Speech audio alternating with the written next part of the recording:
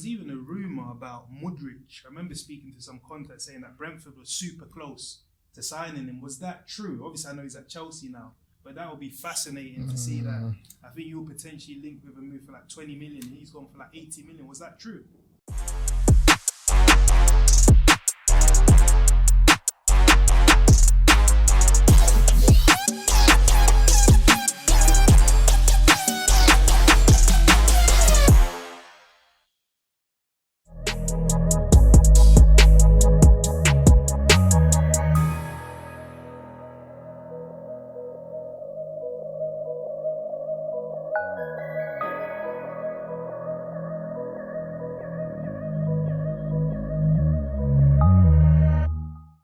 Hello listeners, and welcome back to another episode of the Beautiful Game podcast. I'm with my right hand man Dej, and he's sitting on my right. Yeah. How are you today, bro? I'm doing good. You know, another day, another training ground. Today we're fortunate to be at Brentford's training ground. They've had a brilliant season so far, you know, guaranteed ninth in the table. So we're here to talk to one of the main men behind the scenes about the job that he's been doing and the club has been doing to like make sure they stay, you know, ahead of the ship. No, definitely. Brentford have had a fantastic season, and we're delighted to announce that we're joined in great company with Brentford's technical director, Lee Dykes. Welcome, Lee. Welcome. It's about time. Making me blush. 3 years in the making. Yeah, 3 years I've been speaking to Lee, and he said once we get promoted, I'll jump onto the podcast, and 2 years later we're here. Well, that's the thing, you know, I did say that to you, and we don't celebrate anything really at the club because we're always looking to the next moment. But you got promoted, then it's about thriving, not so just surviving in the Premier League. And so we wanted to get through a couple of seasons before we got the main guys down, you know. Definitely. We appreciate that. Now, very quickly, before we kick off, I just want to plug the socials. Twitter, @podcast_TBG, Instagram, @pod_TBG, TikTok, where our clips are getting hundreds of thousands of views, @TBGpod. Like the video, subscribe to the YouTube channel, and leave a comment because that helps the algorithm and helps us get guests like Lee onto the platform. So, Lee, take us back to the beginning. How did your journey in football start? Well, it probably started when I got injured, to be honest with you. Kick-started, you know, I was more of a rugby league player when I was younger, from a rugby city in Hull. And always loved football more than rugby, if I'm being honest. Not a lot of people are like that back home. But so I kind of came away from the pro opportunity in rugby league and started to go down the semi pro route in football. And just ruptured my ACL. Didn't even know I did it when I did it. There was no real medical science supporting us at that stage. And when I did it, my daughter was born, and I was trying to build a company actually with my family, my brother-in-law at the time. So it became sort of last priority to get back playing. And that was when I think my mum said to me, go and teach others that, you know, what you taught yourself effectively. And I always remember them words, and sort of went into coaching, got a job at Rotherham United's academy. 4 or 5 years there, coaching the younger players, sort of steadily, you know, getting the older players under my coaching wing, if you like, and just got an opportunity with going into scouting. And I was always interested in why I wasn't found, effectively. 6'3", quick. I'd have touched like a bit of a trampoline, but you know, I could run, I could finish, and I was a bit of a problem for defenders. I played midfield, right wing, striker. If I'd have recruited me back then, I'd have developed me into a number 9. But well, like Haaland. Yeah, like Toney. maybe a bit of everything. But yeah, so that was kind of I had a real niggling thing in me that I wanted to, even though I love coaching, I wanted to go down the recruitment route and find out what all that was about. And it just came by chance, really. I was working for Rotherham United's academy. I was networking effectively whenever I had an opportunity. And it was actually Steve Evans' brother, G. Evans, who reached out to me and sort of gave me an opportunity to do some recruitment for Crawley Town at the time. And I jumped at it, give up the coaching because I had a bit of a Conflict of yeah, interest. couldn't do the two because of the conflict or potential conflict, certainly in the next year, because joined them in the conference, promoted into League Two, and then promoted into League One in the end. And at that point, Steve had left or agreed to take over Rotherham by chance. That I left, and I didn't really want to go back there. So obviously, I had a really good start. Recruited some good players, obviously 2 promotions, and then arrived at a point where I joined Notts County in League One. A couple of good seasons there. Keith Gale was the manager, and it just came to a point where Keith got the sack. I stayed on for a period, and then the new coaching team brought their own people in, but I'd started to do a little bit anyway, or thinking to do a little bit with Lee Johnson at Oldham Athletic when he got the job. And he didn't really have the budget at the time, so I spent 5 or 6 months with Lee, helping him save the club in his first year, working with Matt Hockin, who was Lee's guy at the point at that time. And it was sort of around 2014 when I just got a call off Lee in the summer. He said, "I've got a job. Matt's going to Burnley. I want somebody in at a recruitment, football operations, everything you can think of doing." I sort of was asked to do, and I joined him. And since that day, getting into that full-time football role and really profiting from being in and around the players and the changing room and the day-to-day sort of did me really well. And from there, I joined him on next to nothing. He knows this. Unfortunately, 3 months later, I had to think about my financial side, and Keith Kelly got the job at Carlisle. And he'd offered us a role which was effectively, it was head of recruitment and football operations, but it was more assistant manager. It was more at the lower leagues then. It was looking back now. Looking back now, I was effectively a sporting director under Keith. Like, all the stuff we used to do, all the challenges that we faced, and I had some top times at Carlisle. Like, Keith's a top fella. Colin West, who was with him at the time, Simon Tracy, who works with us now here at Brentford. Yeah. We had some really good times there. And we nearly achieved promotion.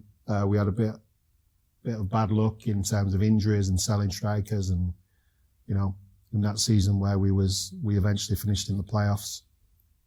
It's actually Ollie Watkins who sealed our fate in that semi-final for Exeter. But some top times. And then whilst I was at Carlisle, that was the moment for me. Like, I was looking at this club that before we got there, in my opinion, overspent on players. And there was nobody really looking after the pennies and looking after the longevity of the club. It was always given to the manager. And I think that's always dangerous. And if you think about this club, the way we do things, it's not that way.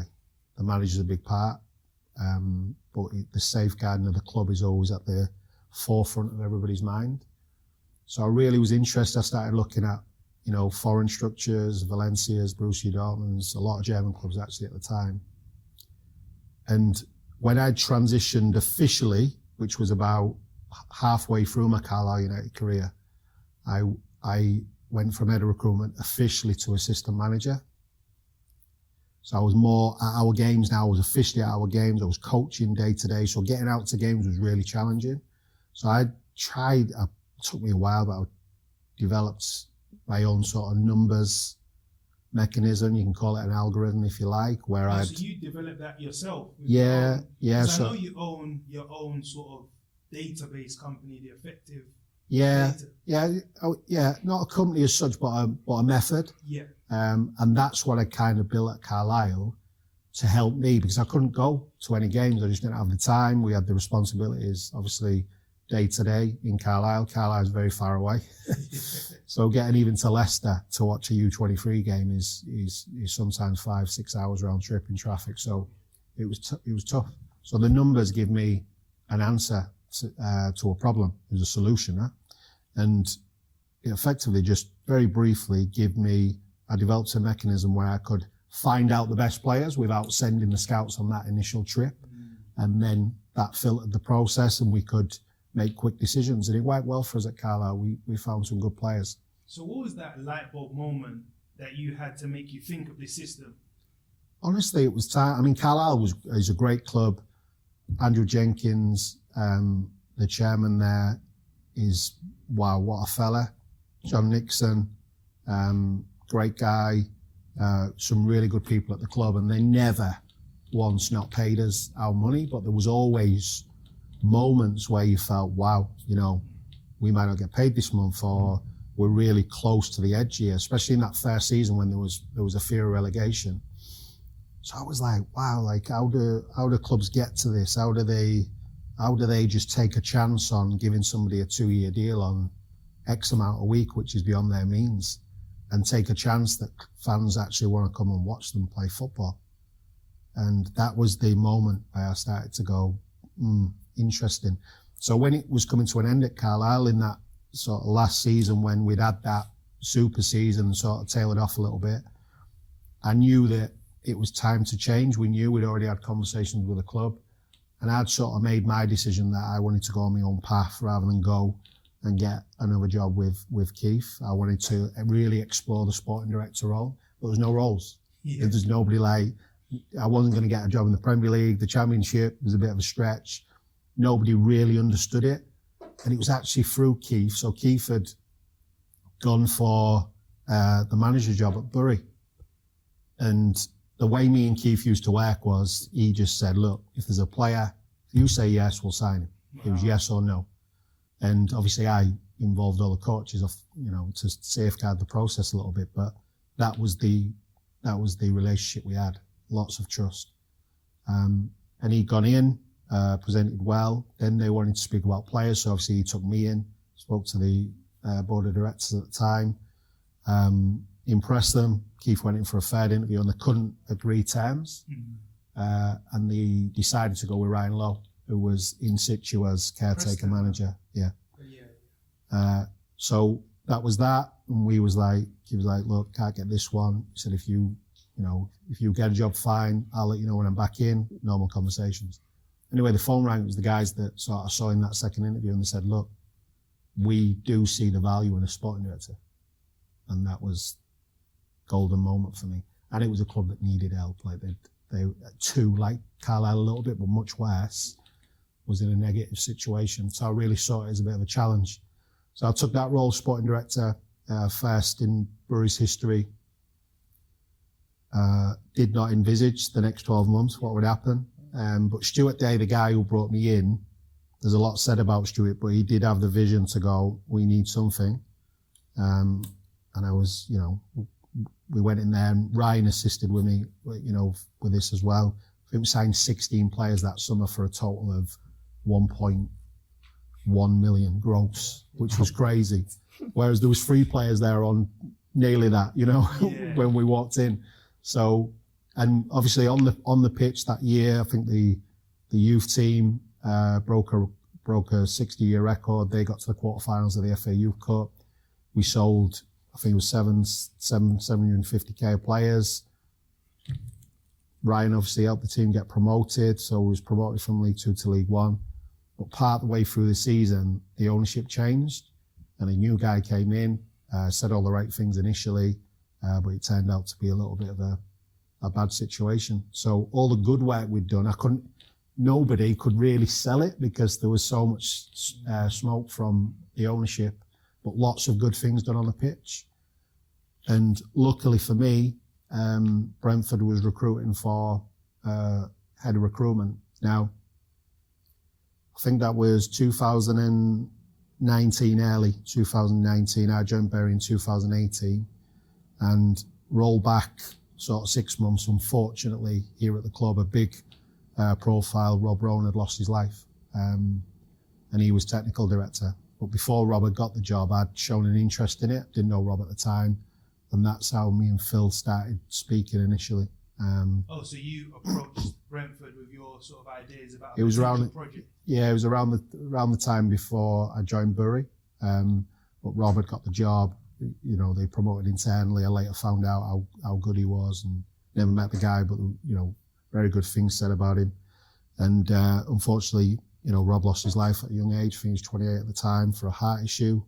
You know, but then they'd advertised the role, called Phil. Do you think it'd be right for me to apply? Yeah, apply.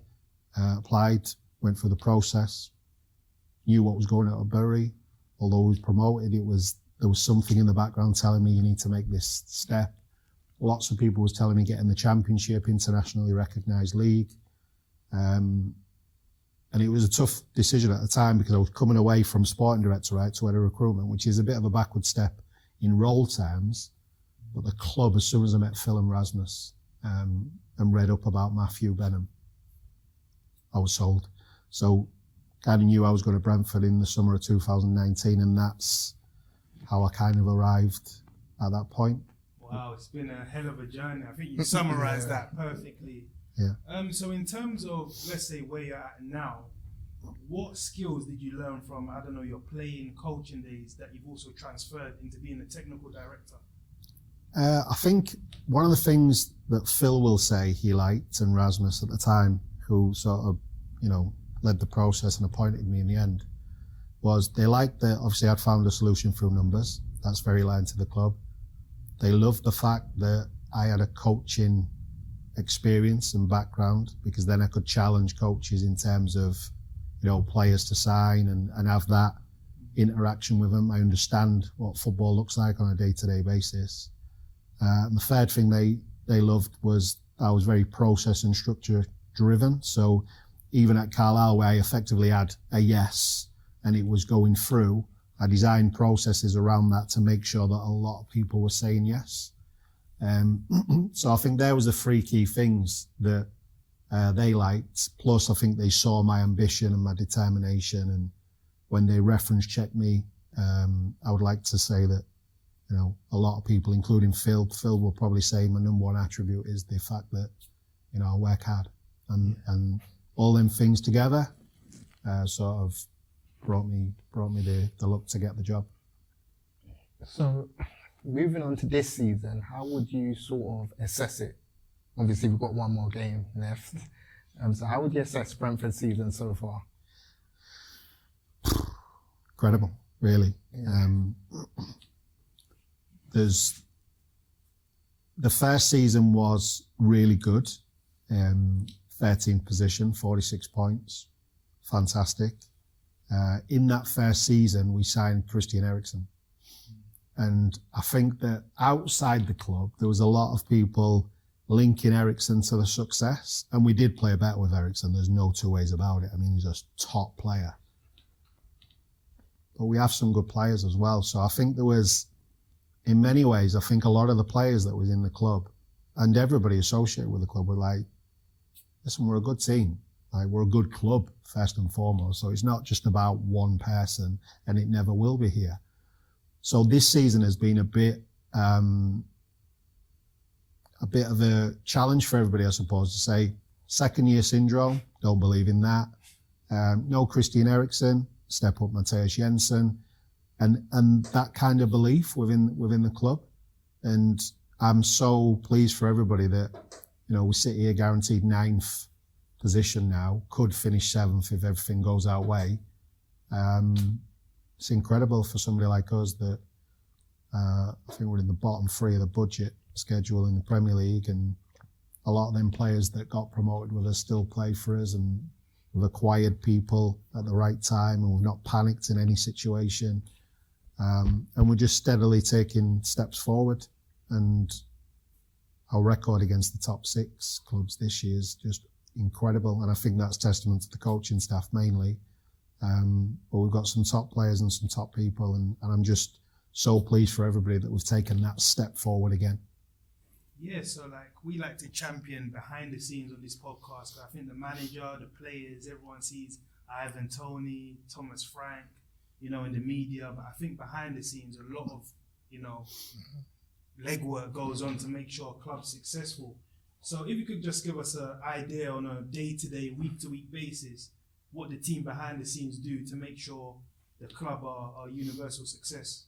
Yeah, I think, listen, the first person I should champion is Phil Giles. Phil Giles, the director of football, and halfway through that first Premier League season, he was given the shock that Rasmus was going to leave at that halfway point, so before that January window. So he's had to think about how he sort of restructures that process. And fortunate for me, I was a big part in that.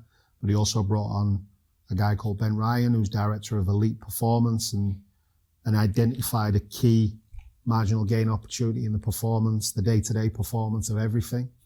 And obviously we have Thomas, and just, renewing Thomas's contract and making sure that Thomas is bought into the longer term of the club. He'd sort of set 3 people up to help him take it on to the next level. But there's so many people at the club, I won't be able to mention them all, but Lisa Skelhorn, who's the club secretary, she's been here 30 years. Wow. She's seen everything. Chris, who's over there, has been here 8 years. And Chris Wickham's been here since the League 2 days, who's head of media.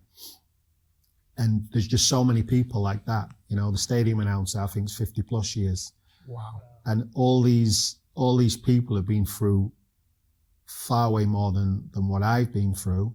And I feel as though I've been here 10 years with what's happened since I've joined the club.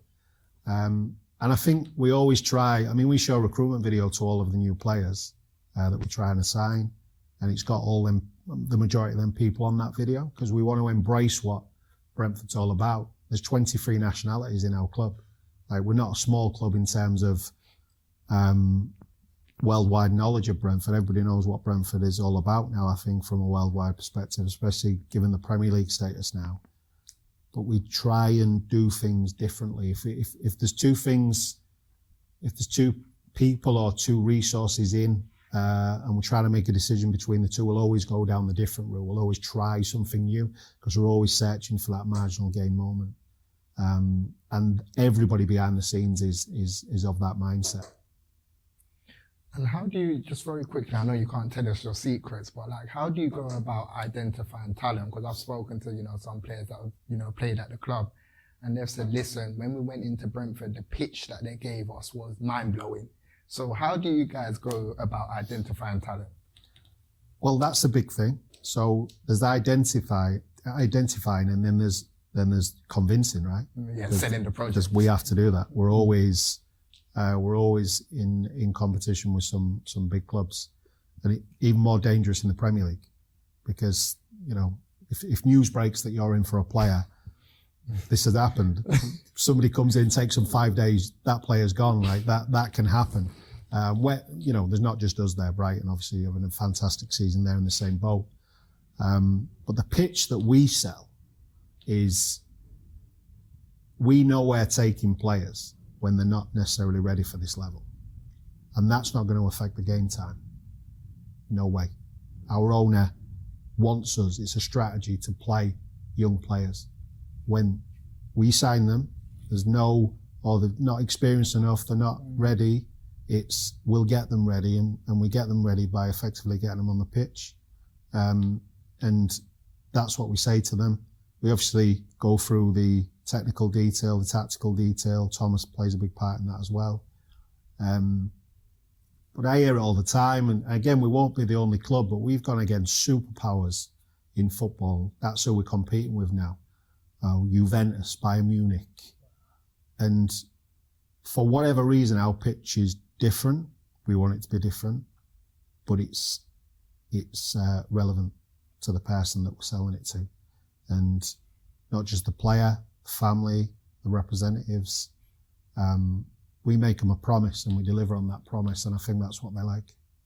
Yeah, I was listening to David Ware on Sky Sports yesterday, who helps with the recruitment at Brighton, and he was saying that we're aware that we're not going to be the final destination, that players will ultimately come here maybe to stay there for a year or 2 to develop their careers and move on to a bigger platform. Is that similar to the way you see at Brentford? Yeah, we always say to a player, look, if everything goes right, 2-3 years, and you should be going to a bigger club. Now, before we became a Premier League club, that was an easy conversation, because we're saying, well, you know, you've got 20 Premier League clubs there. They'll all potentially take you if you're the best Championship player. Now, we don't want to sell to West Ham like we have done. We don't want to sell to Aston Villa necessarily. Our market is probably 8 clubs worldwide who have got the money to maybe acquire one of our talents. And they're probably the top 6 Premier League clubs, or there might be top 8 now actually. So if you said 10, and then maybe 2 on the continent that have the money to pay top money for our stars. So we do say it, but we also say we've got lofty ambitions ourselves. Our owner wants to win the league. and if you think about it, it happened with Leicester. They just acquired some top talents, and they had a bit of momentum, top manager, top experienced pros around the group. And you see what's happened with Brighton this year as well. It's not as far away as you people think. Is Brentford going to ever win the Premier League? Who knows? But we've got to have that ambition. And it comes largely from people and player recruitment.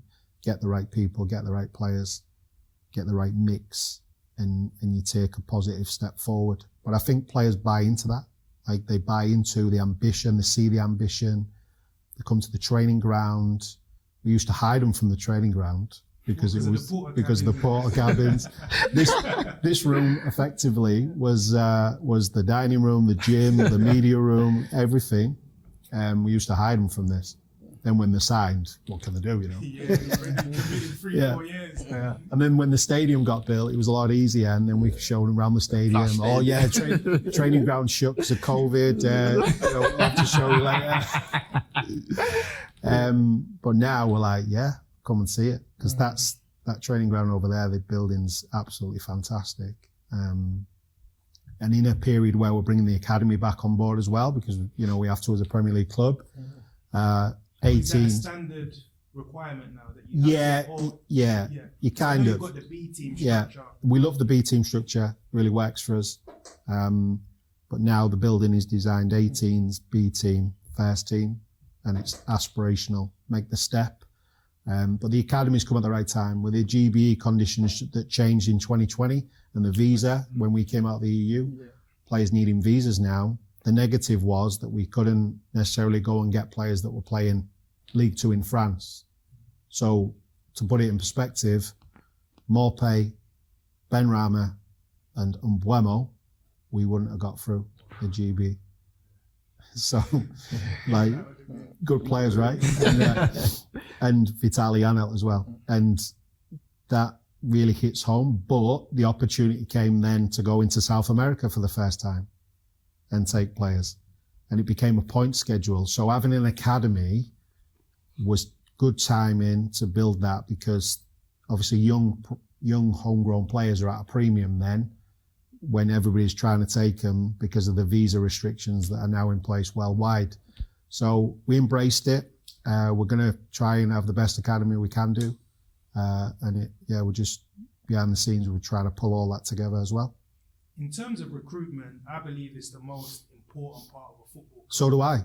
Of course he's going to think that. Yeah, because like, when you look, I remember when we were working on Sky, they asked me, okay, who's done the best business? I said Arsenal, and they almost won the league. Who's done the worst business? Leicester, and they're sort of on the brink of relegation. Would you say football's as simple as that? Bad recruitment equals, you know, poor performances, and, you know, a team can potentially, you know, go backwards, and good recruitment means that you're a success. Yeah, but you can never rest on your laurels. So, you know, Leicester, Premier League champions, FA Cup champions, now they're in trouble. Yeah. And it's because they stopped that, what you're saying, good recruitment, or even player recruitment in general, because they didn't sign many players in the last windows. And that's a problem. They also lost Kasper Schmeichel, who was a big, big part of that dressing room. And if you take your foot off the gas in this league, you're in trouble, because there's an argument to say you need to spend an element of money just to stay relevant. Yeah. And we've got to look past all of that. Our strategy still remains undervalued talent. Can we get them as early as possible? The timing's got to be key, so that we can do a real job with them, get them in the team, do the fit the squad mixture that we're looking for. But yeah, player recruitment's massive. The moving the needle in player recruitment, in my opinion, is easier than moving the needle in coaching. Yeah, because the coaching aspect obviously takes a lot longer to develop a group of players and to really turn them, especially if they're in a good position, just giving them that little bit more and getting that little bit more out of them. Whereas if you acquire 3 or 4 good players in a transfer window and it takes you on to a next step, that assists the coaching and then you really take a step forward. Everybody included in Brentford's success, like the coaches have been fantastic. I'm not saying that they haven't done a fantastic job, but recruitment in general, recruiting good people, not just good players. You know, we're the best set piece team in the world at the moment. Yeah, it's because we've got the best set piece coach as well, not just because of our mindset around, oh, let's be good at set plays. Obviously, we've acquired the players. Thomas drills it home with the coaches on a regular that we want to become, you know, top at set plays. But to score 25 set play goals in a Premier League season, it's incredible. And that's just one arm of the strategy. But the recruitment goes into all of that. How do we step forward in all directions? Yeah, so you've had a hand in, as you mentioned, some big transfers in Wemo, Ivan, Toney, despite a lot of people saying that, I'll stay well away from that signing. So what was it about Ivan that you said, no, I'm going to take the risk and sign him? It was a surreal moment, really, at one stage of that process. We just got beat 2-1 in the final to Fulham in the playoff final that year. And I was in the Wembley suite, the chairman's suite with Matthew, Rasmus and Phil. All of us are annoyed and more annoyed that we could have finished it in the season really than what had happened in the playoffs. And it was just like, not me, them was just like, yeah, well, you know, we know where we've gone wrong. Let's go and sign Ivan. And that was, was 5 minutes. What, 5 minutes. Yeah. But obviously we've done all the work. We tried to get Ivan in that January. Yeah. So we wanted Ivan and Ollie. That'd have been some. But we tried to get him in that January. Darren McCartney didn't want to let him go for obvious reasons. And so he was our main target going in the summer. And we officially started working on that in 2019 before we signed him in 2020. But it took a long time from meeting his dad in a snooker hall in Northampton to constantly trying to get in front of Ivan to, you know, putting the pitch together, me and Thomas and Rasmus. Pitch, you know, we've got you in. Once we get you in, there's no reason. But yeah, we got him in and did a good job with him. And then I think, in truth, he was holding out for a Prem move. We was a Championship club then, and there was nobody coming for him. And I was like, what? How is somebody not coming for this guy? Not to make him a starter, but get him in your squad. Yeah. This guy's top. But I do get it. Like, if you've not done a thorough process on Ivan, you sort of don't see what he's all about, you know. So what was the maybe negative feedback that you were getting about him when you would call up other people? And well, I didn't really get any negative feedback as such because I wasn't searching for that. I was certain that this guy was going to replace Ollie, and it was different, but you know, he was the best available striker at the time to take us forward. I always remember meeting Ivan, and I said, you know, when we ran your data, like, you know, you're most like, and he went, oh, I went, Zlatan Ibrahimovic, and he was like, no, Zlatan's like me. And I was just like, wow, like this kid's ready. And he was everything we needed at the time. But I had some good knowledge on him because obviously I was at Carlisle United. He got his move to Newcastle. I remember him making his debut and helping to save Northampton that year when they nearly got relegated. I think Chris Wilder was there then. And he got his move to Newcastle, and it didn't really go well for him. He'll admit this, that, you know, everything contributed to that. So I used to watch him in the 23s, and we had Charlie Wyke at the time, and we sold Charlie Wyke to Bradford, and I was trying to look at Ivan, but he was going to like League One, and we couldn't really get any sort of movement on it. And then as soon as I came, I was just his agent was doing a good job, to be fair, putting him into us, and I was a bit like, is now the timing when in that fair summer 2019? And I didn't think it was. And we was going for some other talents, obviously Brian and Buemo that summer. And we just, every time I watched him, he was the best player on the pitch by a mile. Like by a mile, he didn't even have to score. And every time he played, whether there was 3 centre-backs, they couldn't deal with him. He was on a different stratosphere in terms of his game knowledge. And he does play the game like a game of snooker. He always knows 2 or 3 passes in front. And I was just sold. And getting it done, I remember because by this point I'd convinced Rasmus that he was the one. And Raz actually, I remember the email he sent out to everybody when we was getting everything ready, and he said, "We have just acquired one of the top talents in English football," and he was right.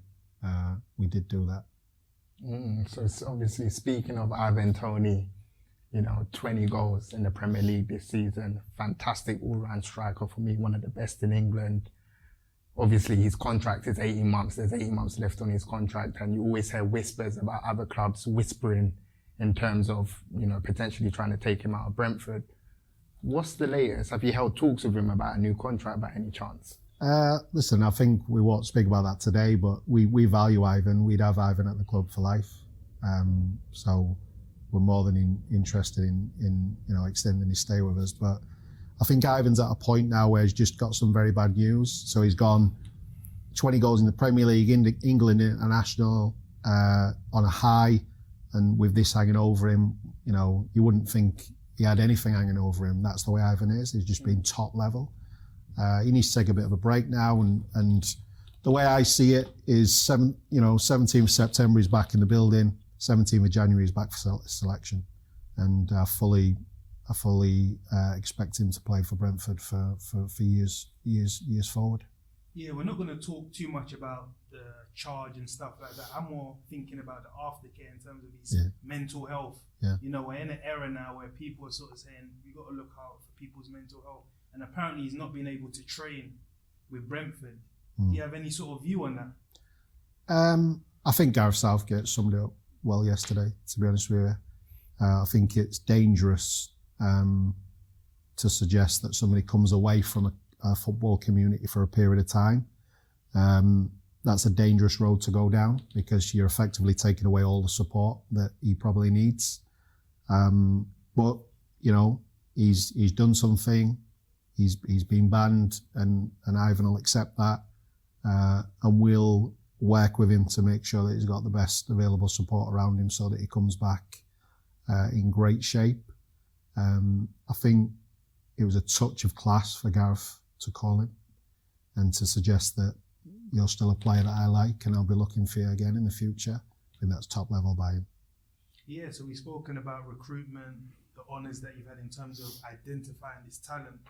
And in football, if someone's doing well, that brings potential suitors, that brings the eyeballs. And over the last 12 to 18 months, I've been seeing your name hot in the press, linked to Man United, Chelsea, and most recently Tottenham. I saw your name doing the rounds because obviously Daniel Levy's restructuring the whole sort of setup in Tottenham. And I saw Fabrizio Romano sort of mention Lee Dykes on the list. Obviously, no disrespect to Brentford. I know you're happy at the club, but have the club sort of been approached by a bigger club sort of asking about your services? No. Listen, I think myself, Thomas Frank, Phil Giles, everybody at the club that does a good job, there'll be lots of interest. There should be. It's only the same as our players doing well. Ivan Toney, Brian Buemo, Ethan Pinnock, all these players. Listen, I've seen the rumours. It's fantastic to be linked with all them clubs. But I'm in a top club here. They give me everything. They allow me to do my job. They back me. So before I came to Brentford, the most I'd spent on a player was 50k. Wow. Yeah. So it comes to Brentford, and we know that, more pay, Watkins, Ben Rama, they all had sort of monies in for them. We in the end managed to keep 2 of them and sell more pay. Even Canos at the time, I think, had a bit of interest. So I was tasked with finding a top forward player. So I came across this guy, Brian Abuelo. I was like, wow, this kid can play. Yeah. But obviously I'd not worked in the Championship, so I knew he could play, but I'm like, is he ready, is he ready, is he ready? Yeah. And I always remember the conversation with Rasmus. I said, Raz, we've got an opportunity to do this deal, but we need to get into Troyes. We need to meet the club, meet the player. Thomas needs to come, and we're in the week prior to the season starting against Birmingham, right? So he's like, well, we've got to do it on Wednesday then. I said, but there's no, like, airports are too far. Like, I don't know how to do it. He went, don't worry about it. I'll have a word with Matt.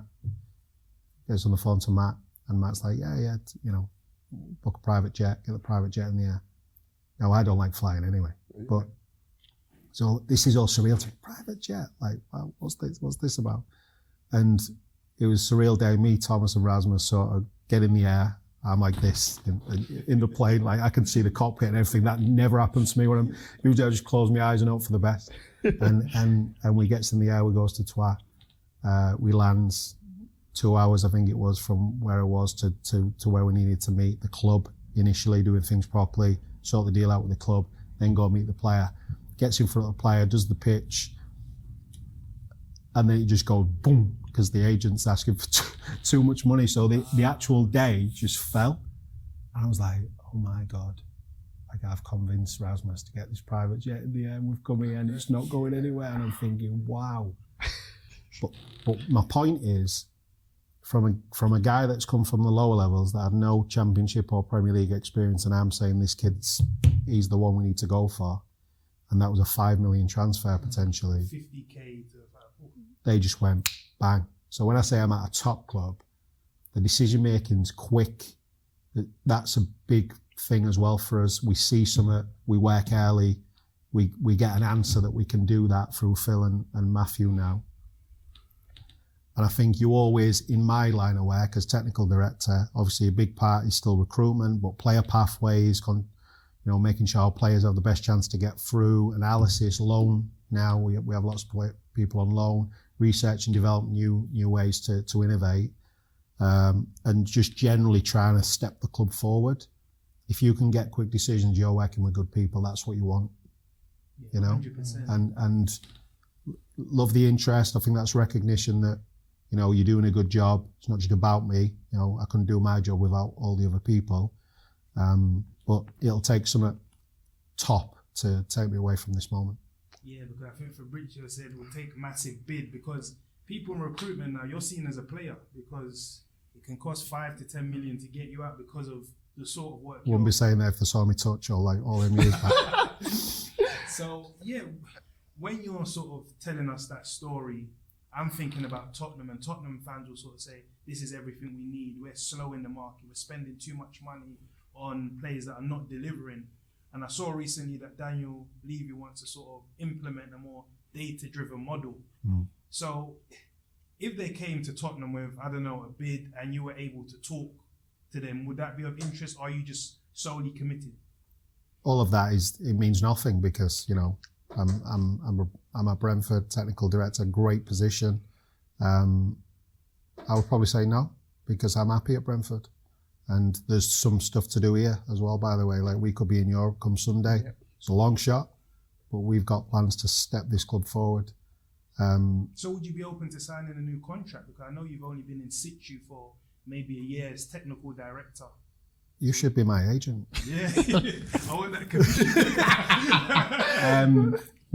No, I've got a contract, long contract. Listen, the club are good at that. Matthew and Phil are very good at noticing when somebody does a good job, and they'll reward that as they see fit. From my perspective, it's a busy summer. We've got to finish the game on Sunday, see where we're at, and we've got some big business to do in the summer, because we're going to have interest in our players, and we need to be, as much as we're a proactive club, we also have to be a little bit reactive. We have a plan going into the summer. Plans always change. But listen, all that for me, Tottenham's, what's happening at Chelsea now, what'll be. If there was ever interested in me or Thomas or Phil or our fantastic set piece coach or Kevin O'Connor, Justin Cochrane, then they need to do what they need to do. They need to contact the club. Do you almost fear being too successful? Because I asked them, Paul Barber, similar in terms of overachieving so much that your players are going to call interest from the top clubs. For example, at Brighton, we see the Mitomas, the Caicedos, the McAllisters. And like, for example, at your club right now, David Raya, apparently you guys have offered him multiple contract offers and he's rejected them. So where do you stand on like the David Raya situation? Well, we sat in front of David and said, listen, if you go beyond us, then that's the time for you to go. And I think he's one of the best in the Premier League, so which puts him one of the best in the world. So he's at a really good moment as a goalkeeper, and he's well within his rights to say, look, maybe I just want to explore my options. It's fine, no props. Like we signed him again in 2019, that first summer. Again, I'd seen him come through, like his loan spells in the lower leagues, and really develop at Blackburn. And it was a great deal for us, but effectively we've had a plan with him, and we're okay with that. We're okay with that. We'll replace him if we need to replace him, or he'll sign a new deal, or he'll stay, or what'll be, he'll be. Same with Ivan Toney, Brian Mbeumo, Ethan Pinnock, Aaron Hickey, Rico Henry. Like, we have to understand that at Brentford, like Brighton, there are bigger clubs out there that can potentially have homes for these players, and we always are of the mindset that if we've helped them get to the very top level, then that's, we've played our part. And as long as the club's remunerated adequately for any potential transfer, then I'm sure Phil and Matt will make the right decision. Yeah, because I think Thomas was sort of asked that question in the press, because I think it was being linked to the £20 million move to Tottenham or something like that. And Thomas said, did he laugh? Yeah, he laughed. He said it's going to take double that to get him out of Brentford. Yeah. So would you agree? Obviously, I know we can't talk prices and stuff, but is there a number in the board's head that if you hit this number, you can leave? No, listen, the market sets itself. So this summer will be a big goalkeeper market. There's a lot of goalkeepers that are going to be available. Yeah, we're Liverpool fans, by the way, and we keep seeing news about Kelleher sort of being linked to Brentford, and he will sort of take an opportunity. Kelleher's a good goalkeeper. Top goalkeeper. Yeah, there's no doubt in that. Has he popped up on the data? He's a good goalkeeper. He's not played a lot of games, obviously. He's been in the shadows a little bit at Liverpool. But the market will set itself. And again, Phil and Matt will assess the valuation at the time. My point on David Raya is you need to pay double because he can play number 10. So you get two positions. Yeah. Would you say with like Edison, he's probably the best with the ball at his feet in the Premier League? No. What you would say, Raya's the best? I think Raya's up there, yeah. Okay, number one. I wouldn't say he's number one because I don't really do that as a role. I go through it and go, oh yeah, he's number one. Like Edison, we're never going to take. So, but Raya, so I watch him every day in training. He's top level. Top level. Another 5 million. Good job. Yeah, another person that's sort of being linked with Brentford for this summer is the Coventry striker Gyökeres. I hope I said that correctly. He's having a fantastic season so far. He's going to be playing in the playoff final against Luton.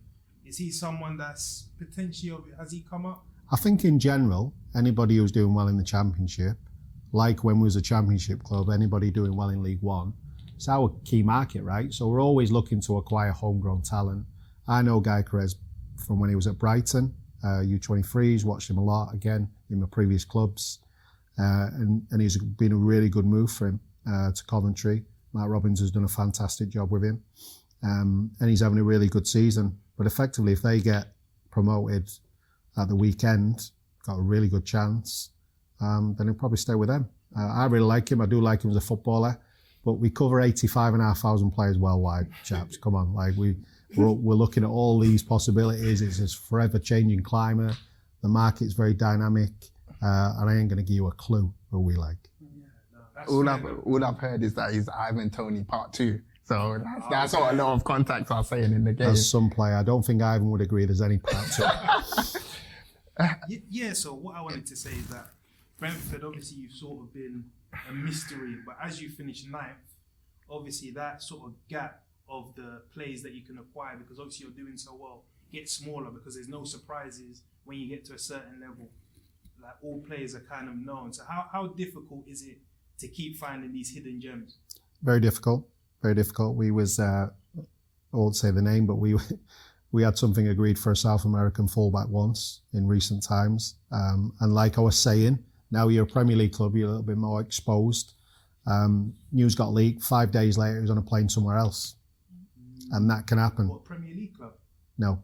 Oh. So somewhere else in Europe. But like that can happen. So you got to be really quick, efficient, decisive in your decision making when you find that undervalued talent, because there'll be other people that sort of cotton onto it, and people can genuinely use Brentford and other clubs to say, oh, they're interested, and chances are if Brentford are interested or other clubs that have a really good history of scouting, then people's ears spike up a little bit more. So it is challenging with the visa changes as well. Super challenging now because it cut off a lot of the market for us in the lower leagues scattered around Europe. That was a real challenge to adapt, but again opened up South America. There's some more changes coming in this summer that are yet to be announced, which could open the market a little bit again for us. So we're gonna work where we need to. I think we worked super early on Kevin Schade. Yeah, he's a top. So he's come in, he fit the strategy, we're looking for a really quick forward player.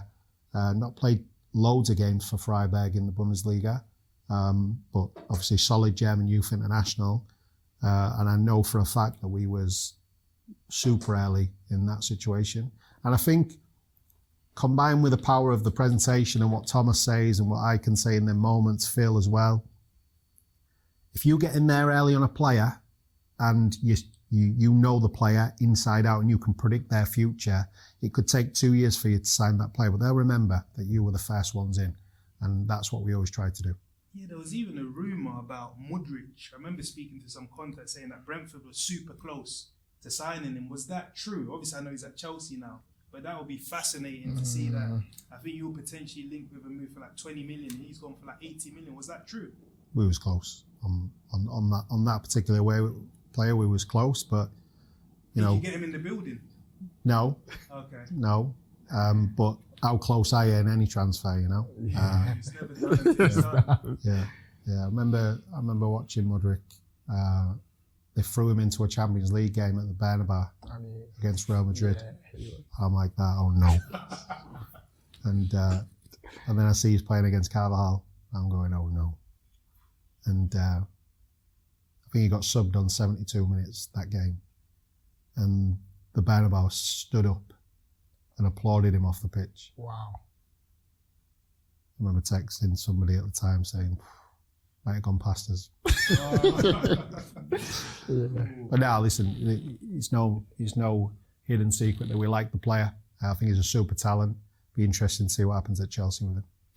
Another player that I wanted to speak about was Josh Dasilva, because you mentioned about taking that step from the Championship to the Premiership. We've seen it with David Raya, Eve, Brian and Bremo. They've all come from the Champ, come into the Prem and hit the ground running. And in the last season of the Championship, Josh Dasilva was one of the best performers in the Champ, scoring goals with that left foot, running games, running through the midfield, looking like a world-class talent, should I say, in the Championship. So he's kind of had a slow Premier League career so far. What would you put that to? Do you think it's because of the injuries or just maybe lacking a bit of confidence? Yeah, listen, Josh is a top talent as well. He's had a slow Premier League career. I think he scored a couple of goals as well. He's done well. But he had an injury towards the end of that Championship season and which leaked into the Premier League start. Then we signed Christian Eriksen in the January, so it became tough for him to play. But I think he's top level, and he's going to come again, and he's got loads of time to come again as well, by the way. And whenever he's on the pitch, he produces moments. So the Nottingham Forest game at home, when we was really struggling to break him down, it was him. He was the guy that was going to unlock the door, and he did do. And yeah, we're comfortable with the fact that he's going to have super pre-season, come back firing again. And by that point, he'll have all of that behind him, and he should be in a really good position to maximise his potential. Yeah, I wanted to ask about you. As I said, you've got a burgeoning reputation in the game. I think amongst big footballing circles, you get mentioned for big roles. Like, what's your future? What do you want, sort of, let's say, the next 2-3 years to look like for Lee Dykes? Just generally, take Brentford forward, assisting the main guys, Phil Giles and Matthew Benham, who are at the top of the tree in terms of the football department, helping Thomas where we can, working with Ben Ryan and all of the other people at the club, just to step us forward. And there'll be challenging moments in the next 2 or 3 seasons at Brentford. It's not always going to be a case of 9th, 8th, 7th, 6th. It's not going to be that. Like, we may, fall back a little bit if we sell a super talent, but it's about, in terms of our measurement strategy and our data analytics, looking at our performance indicators, are we taking steps forward, even when we replace players, and that's all I'm interested in. 38 years of age, fellas. I've got loads of time. Hopefully, very, very young. hopefully. I think you're one of the, or if not the youngest, sort of technical director in the Premier League. Well, I don't feel young, but my point is I've got loads of time, and I'm in no rush to do anything, and genuinely, I may see my career out of Brentford. Hopefully, like all of the years that are in front, I would love to be that guy. So yeah. I love the players. The match day at Brentford special. Those Friday nights, they become like a feature of the Premier League. Yeah, Neville and Carragher down. They love it. Kickoffs. They love it. Incredible. Yeah, they love it, and we love it. And the fans are special. The fans are bought into it. They're remaining humble, like we're trying to do internally. But in 2019, first season, playoff final loss. Recuperate, go again. Sell 2 players, go again. Recruit Ivan and a few others and get into the Premier League. Sort of stay in the Premier League, but staying well, like finish at a very respectable 13th, and then now take a step to a top 9 finish in the Premier League. Just try and, enjoy their moments as well. I'm always like, summer's going to be busy. We've got loads of stuff to do, but specifically on Sunday, I want to enjoy that moment, win, lose or draw. We're Brentford, and we're finished top 9 in the Premier League. Kings of West London. Imagine above Chelsea, above Fulham. I wonder what the dates and the odds would have been on top Brentford. I wonder what those would have been. Juicy ones. It's mental. So, when that game finishes, I'll have a beer in my hand. I'll be toasting our success for the season. I think everybody associated with Brentford, all the fans especially, will be like, "Wow, this is incredible." And I'm pleased to have played, a small part in that, and everybody can feel that way on Sunday night. And so what do you make of the Premier League this season? Because we've seen like teams like Brentford finishing within the top 10. Would you say those, perceived smaller clubs have outperformed, or overperformed, or the bigger teams have underperformed, so to speak? Bit of both. I think obviously, Liverpool have come off it a little bit, albeit they're taking the Champions League fight to the last day, even though it seems incredibly difficult. Chelsea have had their problems, Tottenham have had their problems, and I think there's been an opportunity there. It's a little bit like when Leicester won the Premier League, so those people needed to underperform for them to have that opportunity, and I think we've always got to be that club, where we'll do our absolute maximum and best. That might take us to 13th, 14th, 15th in future seasons because everybody else do super well. But when people sort of fall away, we're confident that we can step forward every season and do our best to do that. And we're just going to capitalise on them moments. I think we've capitalised on this moment this year. Like, really, there should be a couple of teams that are underneath us, above us. And we just capitalised on that opportunity. And that's testament to the players, coaching staff, everybody associated to the club.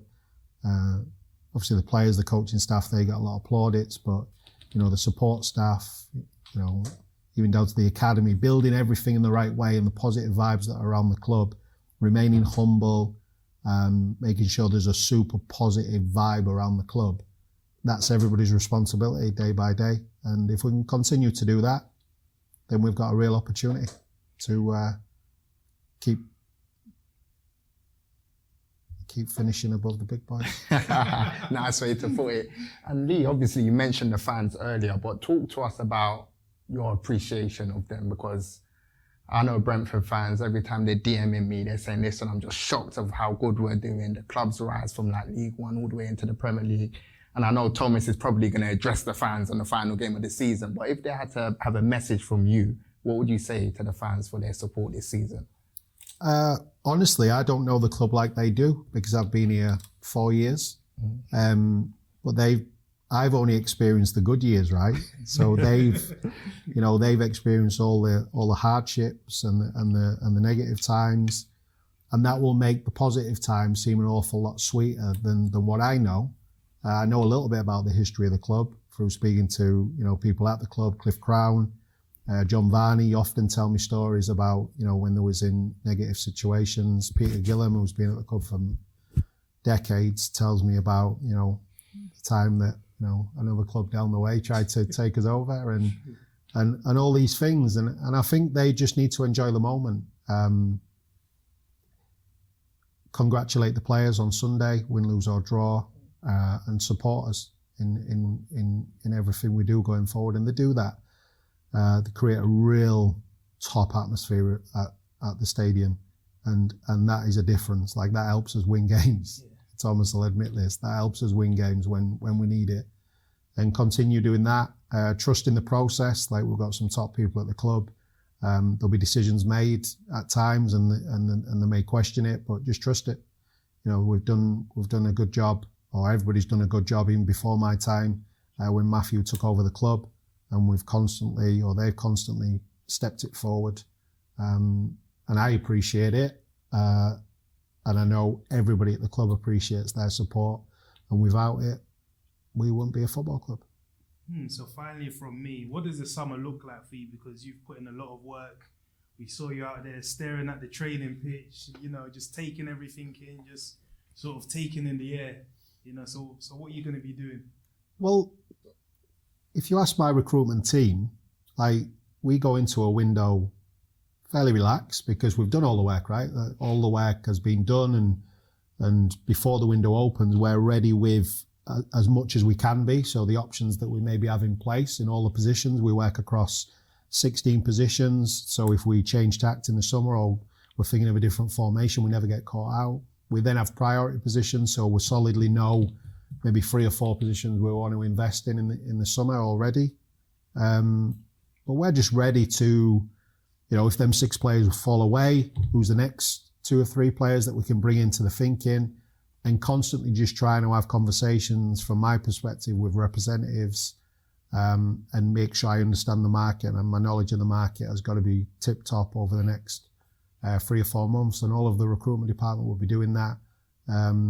And that's what the next 3 or 4 months look like. Unfortunately, no holiday for me, but I will be going on holiday after the 1st of September somewhere. Okay. Hopefully, very pleased with the business. Just very quickly, Lee, we want to move on to life outside of football. What do you do to switch off? Because I know your phone's always going off. Text from this agent, text from this director of football. Even text from me. Text from there, shit annoying you. He's the most. How do you switch off? Can you switch off? No, I generally don't think you can when you're in this position in a football club. But is that healthy? No, but the time, I mean, you do get to switch off in terms of you don't plan to switch off, but obviously whenever I'm with my kids, Willis and Lexi, like, that switches me off, because I'm like, no, nothing's more important than this time, and I think family time in general helps you switch off. So that is a really good thing to sort of buy into and make sure you're constantly doing them things. I don't think you can. I think there's too much to do. In my position, you always think if you're not speaking to the agent, or you're not speaking to the next person, or you're not watching the next video, who else is doing it? And you're just constantly driving yourself to make sure you're putting the club in the best available position. And everybody's like that at the club. I think in some ways, when I was in the coaching schedule at Carlisle, because you have a schedule and everything's around when the players are in and everything's around match day, when there's no games and there's no training, you can switch off, right? But even when I say when the transfer window finishes, I'll go away. We'll still have 14 players out on loan potentially, and we're constantly. We still have the next window to sort of get ready for. I remember once the transfer window was finished, and I was in Turkey with a family, and I'm thinking, brilliant, yeah, play Leicester. I'll sit down, have a beer, watch the game. Really happy with the business. And David Raya has a serious injury, and then you're like, oh my God. So then you're like, free agents, who's ready, who's available, and you just, it's just a constant. But I love it. Like I love the buzz it gives you, and you're always on your toes. There's always something, and yeah, you don't know what it is, but there'll always be something tomorrow that you're not planning today, and you just got to be super dynamic and resourceful, and have the energy to adapt to them situations. And I think there's a lot of energy around the club, and yeah. So no, football, no chance. No, Lee, it's been an absolute pleasure. Is there anything else? The insight, has been fantastic. This is everything I thought it was going to be. I've waited 2 years for it, and it delivered. So thank you very much, Lee, for coming onto the podcast and, supporting what we're doing. I really, really appreciate it. No, thank you guys. I've enjoyed it, and literally, I generally have tried to put you off for the right moment. There's never a right moment. I'm just sort of like looking at my phone now. I've got a bit of work after here to return all these goals, but there's never a right moment in football. We've got it done, and I'm hoping that the fans enjoy it. And thanks to you guys for coming down to Brentford's training ground to come to me rather than me come to you. It's been a pleasure. So the very last one, we've got a closing tradition on this podcast where we ask the guests that we've interviewed to recommend a potential guest for us in the future that let me say Chris is going to help us get onto the platform. So if you had to recommend a guest in football to come onto this podcast, who would that be? It could be anyone, Lee, as well. I would strongly advise you to go and interview Michael Caulfield, who works for us as a bit of a psychologist, but a super intelligent, funny, interesting guy, and you'll get a completely different angle into the world of sport, really, because he does things not just in football, but he's another top person at the club that's really helped us over the last 4 years in our trajectory. And he would be the one I recommend, and I think he would absolutely enjoy it. The only thing you'd have to do, though, is you'd have to do it on his bench that he bought us at the side of the training ground. So we'll take that. Hopefully the light's okay. Content is content. We're not complaining. Thanks, Lee. We're going to leave it there. That's another episode of the Beautiful Game podcast. Over and out. Until next time. Peace.